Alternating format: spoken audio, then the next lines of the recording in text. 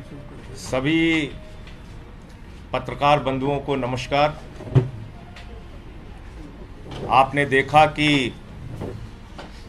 केंद्र की नरेंद्र मोदी जी की तानाशाह सरकार किस तरह से दिल्ली सरकार का गला घोट के गैर संवैधानिक बिल पास करती है, और इतने से भी अमित शाह जी का दिल नहीं भरता। एक नई परंपरा मोदी सरकार ने शुरू कर दी है। जो सरकार के खिलाफ बोले उसकी सदस्यता खत्म करो, उसको निलंबित करो, उसको बाहर करो, उस पे एफआईआर करो। तो सीधे सीधे तानाशाही घोषित कर दो। क्यों लोकतंत्र का ड्रामा पीट रहे हो? और दुनिया की सबसे बड़ी अफवाह कंपनी भारतीय जनता पार्टी के गृह मंत्री ने कितना बड़ा झूठ बोला, और जिस झूठ के चक्कर में, माफ कीजिएगा, आप लोग भी कई बार फंस जाते हैं। क्या कह रहे हैं देश के गृह मंत्री देश के सदन में? फर्जीवाड़ा हो गया, सिग्नेचर गलत हो गया, सिग्नेचर कहां से आया, सिग्नेचर किसने कराया। अरे भैया, देश के तुम दूसरे नंबर के मंत्री हो, इतना सामान्य ज्ञान तो सदन की कार्रवाई के बारे में रखो। सेलेक्ट कमेटी में किसी भी सदस्य के द्वारा किसी भी सदस्य का नाम प्रस्तावित किया जा सकता है, उसके किसी सिग्नेचर की जरूरत नहीं होती। कहां से कानून लेके आए गृह मंत्री जी आप? आपका मकसद है राहुल गांधी की तरह राघव चड्ढा की सदस्यता को खत्म करना। एकमात्र मकसद है। जैसे राहुल गांधी की सदस्यता आपने खत्म करी, ऐसे राघव चड्ढा की सदस्यता आप खत्म करना चाहते हैं। लेकिन हम लोग अरविंद केजरीवाल के सिपाही हैं, हम लोग आम आदमी पार्टी के सिपाही हैं। हर हाल में तुमसे लड़ना जानते हैं, जीतना जानते हैं, और हम लड़ेंगे। और किसी तरीके से अगर आपने हथकंडे अपनाकर राघव चड्ढा की सदस्यता खत्म की तो दोबारा चुन के आ जाएंगे। तो इसलिए झूठ और अफवाह मत फैलाइए। कोई भी सदस्य किसी का भी नाम प्रस्तावित कर सकता है। बाकी और विस्तार से नियमों के बारे में राघव चड्ढा जी आपके सामने जानकारी देंगे।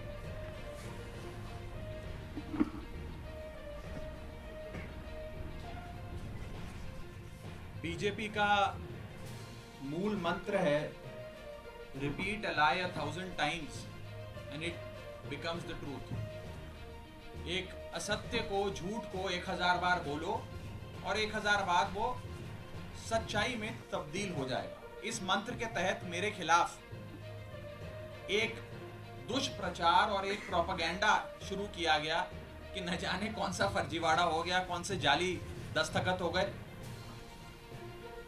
और इसी के चलते मुझे आज आपके सामने आना पड़ा दूध का दूध और पानी का पानी करने के लिए।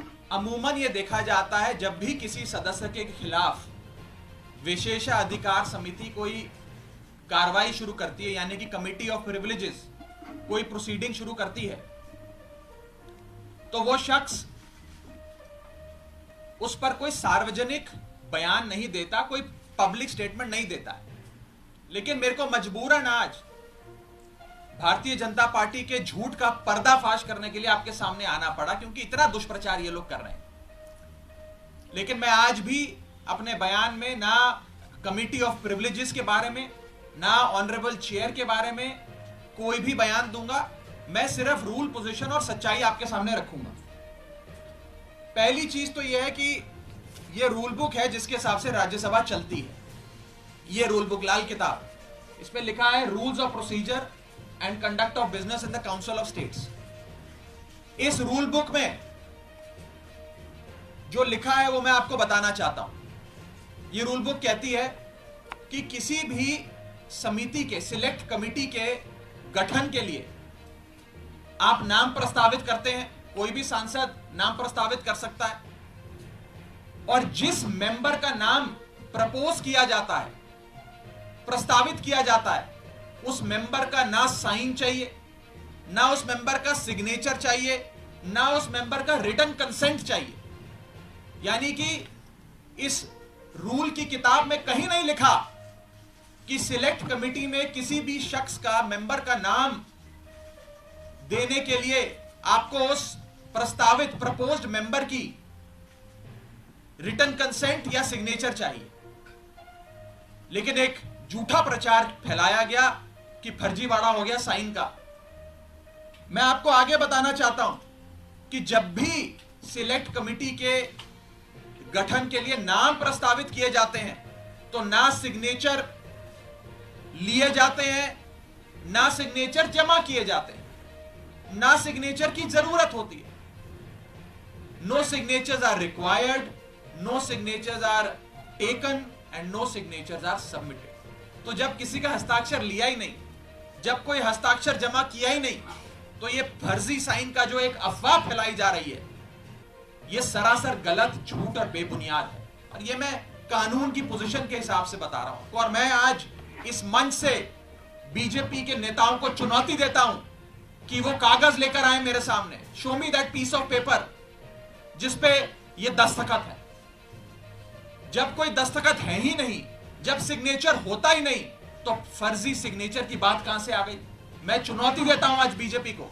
आप तो इतनी बड़ी पार्टी है, इतनी शक्तिशाली, इतनी ताकतवर सरकार है आपकी, वो कागज दिखाओ मुझे जहां पर हस्ताक्षर है। चुनौती देता हूं मैं आपको। अगर आप कह रहे हैं मैंने कोई कागज जमा किया है जिसमें गलत तरीके से किसी के साइन किए गए हैं, तो वो कागज लेकर आओ। मैं आपको चुनौती देता हूं आज। साथियों, मैं आपको आगे बताना चाहूंगा कि बीजेपी के अज्ञान का, उनके इग्नोरेंस का तो मेरे पास कोई इलाज नहीं है, लेकिन प्रोसेस ये होता है कि जब भी कोई विवादित कंट्रोवर्शियल बिल सदन के भीतर आता है तो एक समिति गठन की एक प्रक्रिया बताई गई है कि अगर कोई मेंबर चाहे कि इस बिल पर मतदान ना हो, इस बिल पर और चर्चा हो और इस बिल में क्या चेंजेस किए जाएं वो बताए जाएं, उसके लिए एक समिति का गठन किया जाए। उस समिति में कुछ नाम प्रस्तावित किए जाते और जिस शख्स को उस समिति में नहीं रहना, वो अपना नाम विड्रॉ कर लेता है।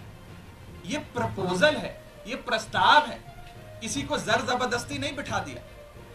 मैं आपको एक बहुत सरल एग्जाम्पल के माध्यम से ये समझाना चाहूंगा और आप सब वो मेरी बात समझ जाए। मान लीजिए कि मेरा जन्मदिन, मैं अपनी जन्मदिन की दावत देता हूं, एक बर्थडे पार्टी आयोजित करता हूं। अपनी बर्थडे पार्टी में मैं 10 लोगों को न्योता देता हूं आने के लिए। 10 में से 8 लोग मेरा न्योता स्वीकार लेते हैं, आ जाते हैं। 2 लोग मेरा न्योता नहीं स्वीकारते, उल्टा मुझे कहते हैं तुम्हारी हिम्मत कैसे हुई हमें न्योता देने की, तुम्हारी हिम्मत कैसे हो गई, मजाल कैसे होगी कि तुमने हमें अपने जन्मदिन का न्योता दे दिया। ये वही बात है, मैंने तो समिति में शामिल करने के लिए न्योता दिया, कोई हस्ताक्षर थोड़ी दिया।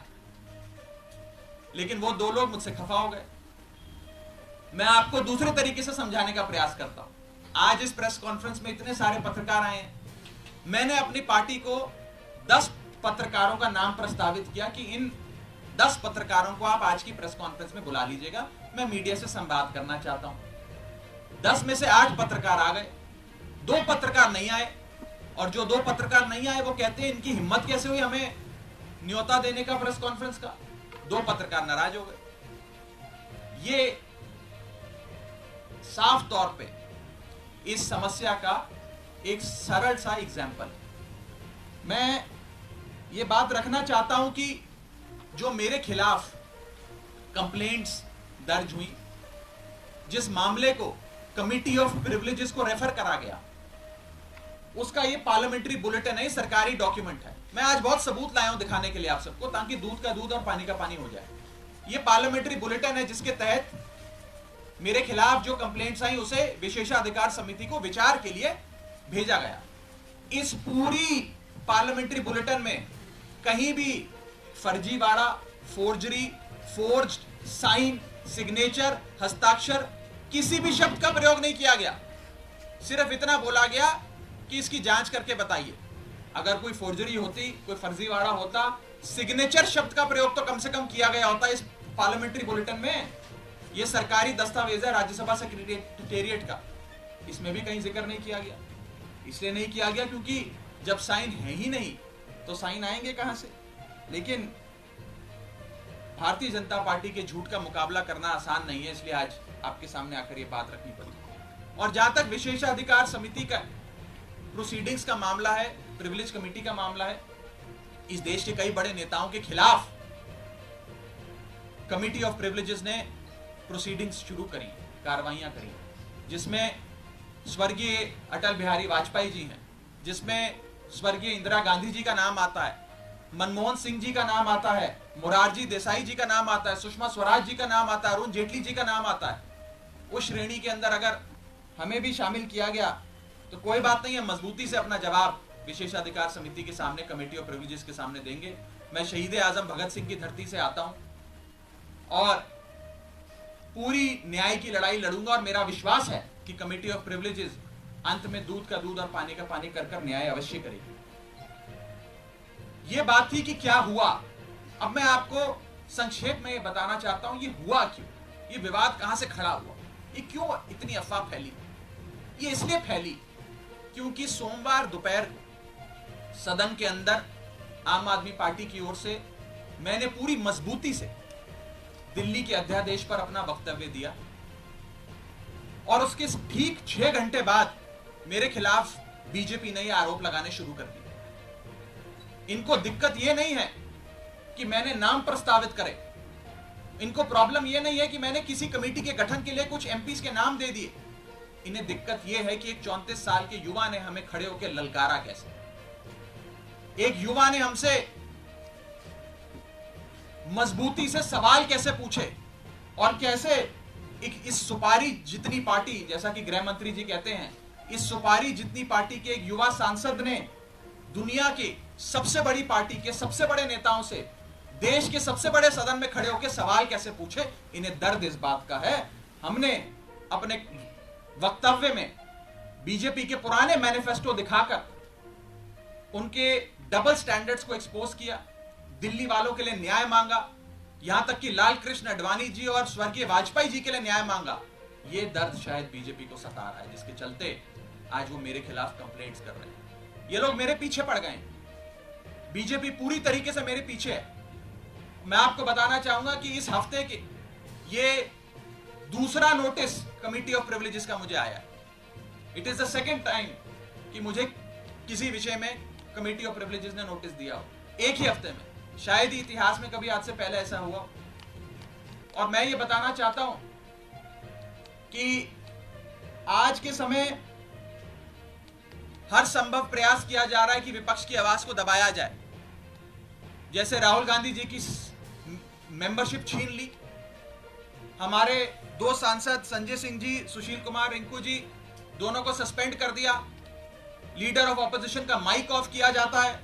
अगर कोई विपक्ष का साथी खड़े होकर अपनी बात रखता है तो सदन के अंदर खड़े मंत्री उन्हें धमकी देते हैं कि तुम्हारे घर इन्फोर्समेंट डायरेक्टरेट आ जाएगी, सीबीआई आ जाएगी, बैठ जाओ चुप करके।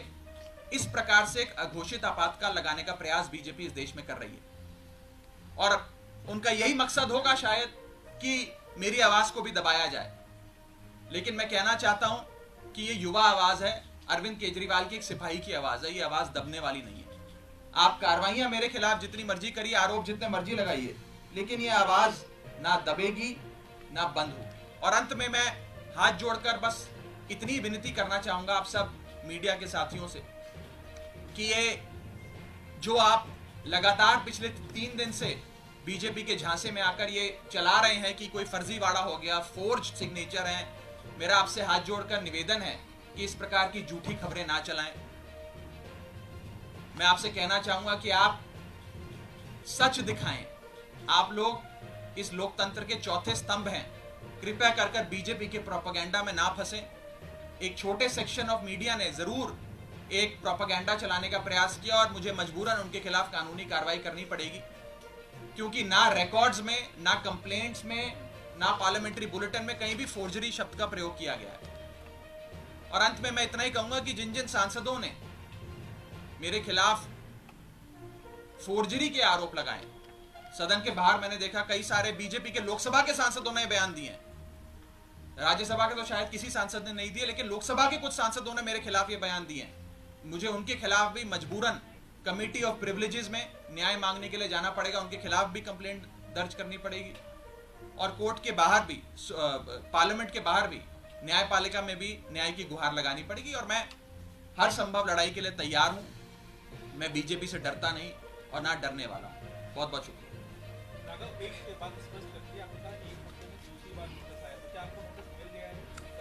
नहीं, अभी मुझे आज का जो विषय है, इस विषय पर मुझे नोटिस नहीं मिला है। जब आएगा नोटिस तो मैं पूरी मजबूती से इफेक्टिवली कॉम्प्रिहेंसिवली उसका जवाब दूंगा।